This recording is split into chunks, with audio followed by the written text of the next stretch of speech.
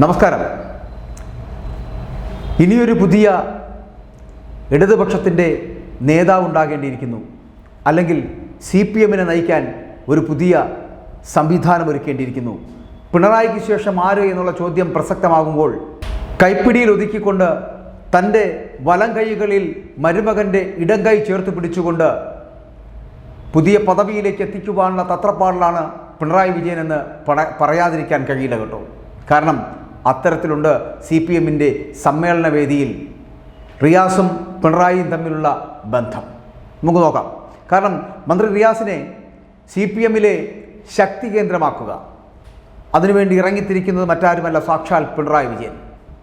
CPM-ലെ ഒരു പുതിയ ശക്തി കേന്ദ്രമാകുവാനുള്ള ശ്രമത്തിൽ കൂടിയാണ് മന്ത്രി മുഹമ്മദ് റിയാസ് എന്ന് പറയേണ്ടിയിരിക്കുന്നു. കാരണം പ്രത്യേകിച്ചും ഇപ്പോൾ കോഴിക്കോട് ജില്ലയിലാണ് ഇത് നടക്കുന്നത് സമ്മേളനം. അതിവേഗത്തിൽ CPM സംസ്ഥാന സെക്രട്ടേറിയറ്റിലേക്കും അവിടെ നിന്നും ബേപ്പൂർ വഴി മന്ത്രി കസേരയിലേക്കും എത്തിയ റിയാസ് ഇപ്പോൾ ലക്ഷ്യമിടുന്നത് എന്താണ്? മറ്റൊന്നുമല്ല, കോഴിക്കോട് ജില്ലയുടെ പൂർണ്ണമായിട്ടുള്ള നിയന്ത്രണമാണ്. പാർട്ടിയിൽ നിന്നും ഈ നീക്കത്തിനെതിരെ വലിയ മുറുമുറുപ്പുണ്ടെങ്കിൽ കൂടിയും തകർക്കാൻ കഴിയില്ല.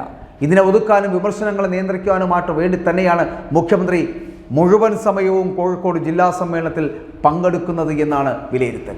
24 മണിക്കൂറുമുണ്ട് റിയാസിനോടൊപ്പം മുഖ്യമന്ത്രി. ജില്ലാ സമ്മേളനം ആരംഭിച്ച ശേഷം 3 ജില്ലാ സമ്മേളനങ്ങൾ മാത്രമാണ് മുഖ്യമന്ത്രി മുഴുവൻ സമയവും പങ്കെടുത്തത് എന്ന് വേണമെങ്കിൽ പറയാം. ഇവിടെയെല്ലാം കാര്യമായിട്ടുള്ള സംഘടനാ പ്രശ്നങ്ങൾ നിലനിന്നിരുന്നു എന്നുകൂടി പറയട്ടെ. എന്നാൽ കോഴിക്കോട് സംഘടനാ പ്രശ്നങ്ങളൊന്നും തന്നെയില്ല. എന്നാൽ റിയാസിനെതിരെ വിമർശനം ഉറപ്പുണ്ട് എന്നുള്ള കാര്യത്തിൽ സംശയവുമില്ല.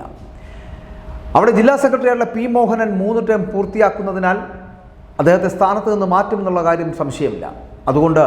അതുകൊണ്ട് തന്നെ ജില്ലാ സെക്രട്ടറി സ്ഥാനത്തിനായിട്ട് റിയാസ് വിഭാഗവും മറുവിഭാഗവും ശക്തമായിട്ടുള്ള വടംവലി നടക്കുന്നുണ്ട് എന്നുള്ളതാണ് ഏറ്റവും പ്രത്യേകത. ഇത് പരിധി വിട്ടു പോകാതിരിക്കുവാനുള്ള കരുതലാണ് പിണറായിയുടെ സാന്നിധ്യം എന്ന് പറയപ്പെടുന്നത്. വടകരയിലെ ദയനീയമായിട്ടുള്ള പരാജയം, CPM പ്രതിക്കൂട്ടിലായിട്ടുള്ള PSC കോഴ വിവാദം, ഇതെല്ലാം സമ്മേളനത്തിലെ ചൂടേറിയ ചർച്ചാ വിഷയങ്ങളാകുമെന്നുള്ള കാര്യത്തിൽ സംശയമില്ല. റിയാസിനെ വിമർശിക്കുന്നതിൻ്റെ ഭാഗമായിട്ട് സംസ്ഥാന സർക്കാരിൻ്റെ പ്രവർത്തനവും വിമർശിക്കപ്പെടുമെന്നുള്ളത് ഉറപ്പ് തന്നെയാണ്. ഈ ചർച്ചകൾക്കൊക്കെ മുഖ്യമന്ത്രി തന്നെ മറുപടിയും നൽകും. ജില്ലാ സെക്രട്ടറി സ്ഥാനം ലക്ഷ്യമിട്ടുകൊണ്ട് ഒരു കൂട്ടം നേതാക്കൾ ഇപ്പോൾ തന്നെ രംഗത്തുണ്ട്. താൻ P. മോഹൻ്റെ ഭാര്യ KK Lathika, A. Pradeep Kumar, KK Dineshan, M. Mehboob, ഇവരെല്ലാം ഈ സ്ഥാനം പ്രതീക്ഷിക്കുന്നവരാണ് എന്ന് പറയാതിരിക്കാൻ കഴിയില്ല. ഇവരിൽ ആർക്കാകും റിയാസിൻ്റെ പൂർണ്ണമായിട്ടുള്ള പിന്തുണ ലഭിക്കുക എന്നാണ് ഇനി അറിയേണ്ടത് പോലും. പക്ഷെ അവിടെ റിയാസിൻ്റെ അപ്രമാദിത്വം കോഴിക്കോട് എന്ന് പറയപ്പെടുന്ന ജില്ലയിൽ ഉണ്ടാക്കിയെടുക്കേണ്ടത് റിയാസിൻ്റെ മാത്രം ആവശ്യമല്ല, പകരം റിയാസിനെ പിന്തുണയ്ക്കുന്ന, റിയാസിനെ വലം കയ്യിൽ പിടിച്ചുകൊണ്ട് മുന്നോട്ട് പോകുവാൻ സാഹചര്യമൊരുക്കുന്ന പിണറായി എന്ന അമ്മാവൻ്റെ കരുത്താണ് എന്നുകൂടി പറയേണ്ടിയിരിക്കുന്നു. 2 വിഭാഗങ്ങൾ തമ്മിൽ അവിടെ ഏറ്റുമുട്ടുകയാണെങ്കിൽ അവിടെ പിണറായി വിജയൻ എന്ന് പറയപ്പെടുന്ന കരുത്തൻ ഒന്നുകൂടി ശക്തിയാർജിച്ചാൽ റിയാസ് ആരെയാണോ നോമിനേറ്റ് ചെയ്യപ്പെടുന്നത് അവർക്കായിരിക്കും ജില്ലാ സെക്രട്ടറി സ്ഥാനം എന്നുള്ള കാര്യത്തിൽ സംശയമില്ല. കാരണം പിണറായി വിജയൻ എന്ന് കണ്ണുരുട്ടിയാൽ തകർന്നു പോകുന്ന സംവിധാനങ്ങളാണ് CPM-നുള്ളിലുള്ളത് എന്ന് ഇന്നും നമുക്ക് മനസ്സിലാക്കേണ്ടിയിരിക്കുന്നു. അങ്ങനെ തകർന്ന തരിപ്പണം ആകാൻ കഴിവുള്ള ഒരു സംവിധാനം മാത്രമായി ചുരുങ്ങിപ്പോയ ഒരു പ്രസ്ഥാനമായി CPM എന്ന് പറയപ്പെടുന്ന തകർന്നു പോകുന്നതിൽ വിഷമവുമുണ്ട്. പക്ഷേ അത്തരത്തിൽ തരം താഴുകയാണ്. മന്ത്രി റിയാസിന് വേണ്ടി എന്ത് വിടുപണിയും ചെയ്യുവാൻ തയ്യാറാകുന്ന തരത്തിലേക്ക് മുഖ്യമന്ത്രി പിണറായി വിജയൻ തരം താഴ്ന്നു പോകുന്നത് എന്തുകൊണ്ടാണ്?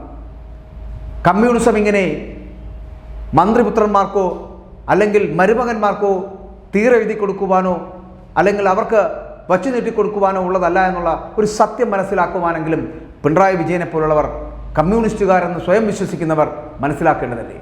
ഇതല്ല കമ്മ്യൂണിസം എന്ന് ഈ മുഖ്യമന്ത്രിയും ഒന്ന് മനസ്സിലാക്കട്ടെ.